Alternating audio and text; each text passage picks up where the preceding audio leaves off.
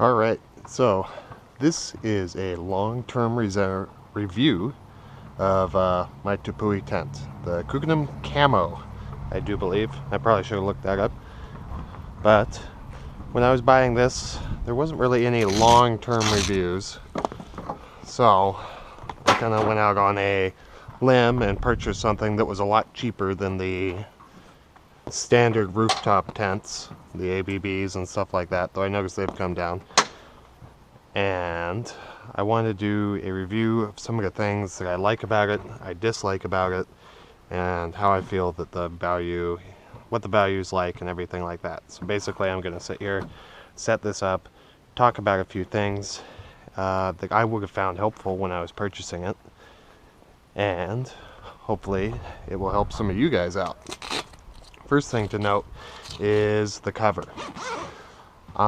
It's nicely waterproof, but I find it is not held up very well. It's stained very easily. I think in the first week it was kind of stained, and it doesn't look brilliant. And that's kind of your first impression. This thing sat in the back of my truck basically for the last 8 months. I've taken it out a couple times, but I use this tent almost every single weekend. Whether we are at the drop zone skydiving, we're sleeping in it, or we're out camping, off-roading. This week I spent 10 days sleeping in it while we drove around the Glacier National Park in Montana. I think I've probably spent 30 or 40 weekends, well, 30 or 40 I've probably spent maybe 80 to 90 days in this in total this year. So I've spent a lot of time sleeping in this thing. And it has some pluses and minuses. Overall, I'd say I'm pretty happy with it. The price was right. It's held up well. It's waterproof, or very water resistant at least. I've never gotten wet in it, though I've been in some pretty good storms. It keeps us off the ground. It's comfortable. I like the mattress in it. And, it seems to be pretty durable. Nothing's broken, nothing's damaged, so I'm happy about that. There are a few downsides, like I mentioned, the cover. Down here, I'm not sure about this system for holding it's sort of a rail system for the tent. The tent seems to move around a lot in it. Like this, you can see a little chunk of plastic there has broken. That's the only broken piece I think I've ever had on it.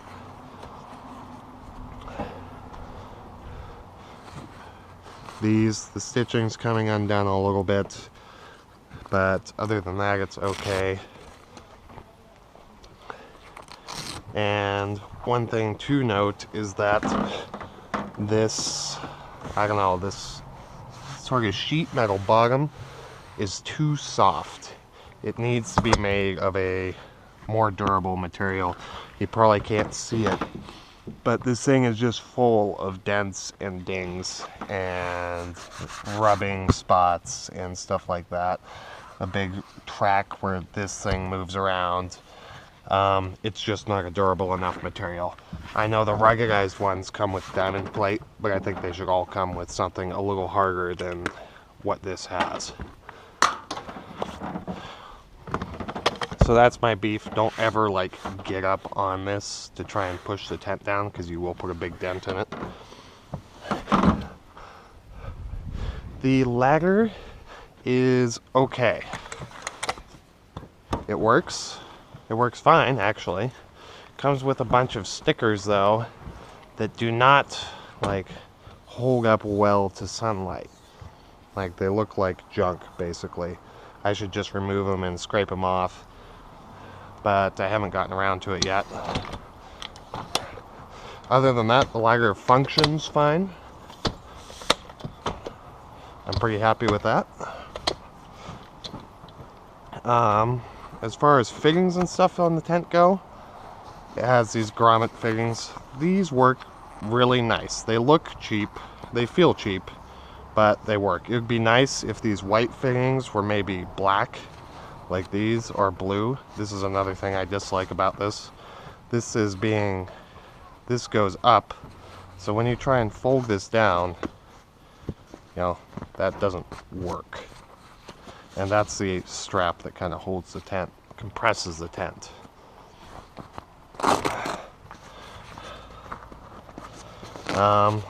Before I get too distracted, talk really quick about the track system. That mounted up really easy for me, and all I did was kind of temporarily, that kind of turned permanent, mount it to the rail system on my truck. And that has actually worked exceedingly well for almost a year now, for a full year, season's worth of use. And it was one of those things where, well, I'll just mount it up so I can use it this weekend and test it, and it ended up being pretty permanent. Hopefully that'll change this winter. I'm getting a roof rack and it's going to go on there. But that's kind of the deal with the mounts.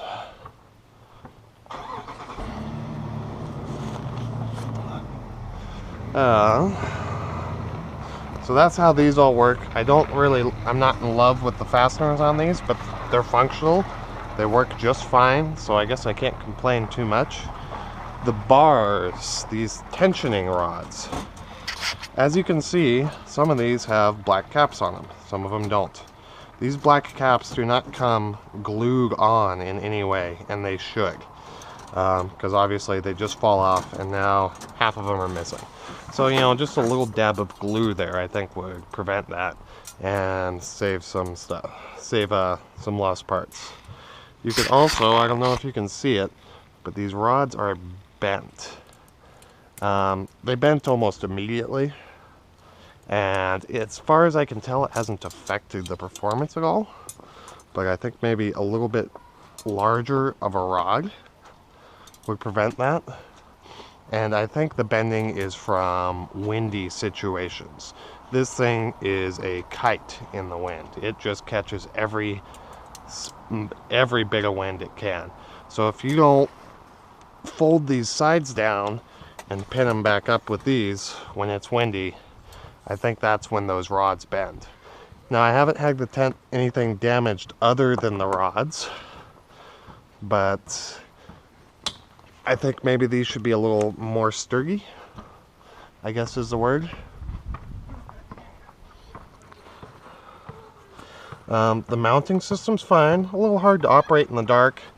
Not really like nicely machined or anything, but it's functional, once again. I think that's kind of the key term to this tent, is it is functional and cheap. If you call $1,100-$1,200 cheap, but it's cheap for rooftop tents. It doesn't have some of the nicer features that other ones do, but for the price, I think it is worth it. So I'm just going to put all these up so I can open up the tent here.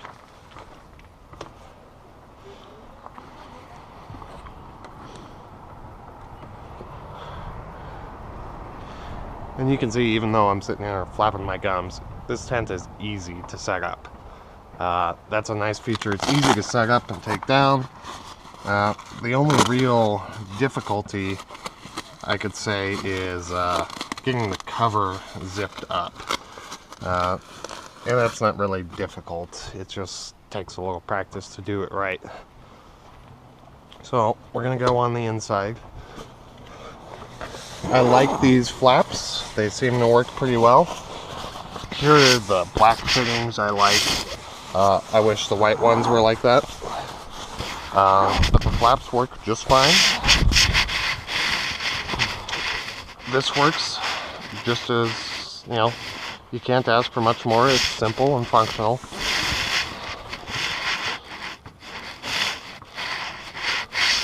What we did with our tent was we bought a 2-person 15-degree Fahrenheit sleeping bag, and this is one thing that's not quite as easy doing these.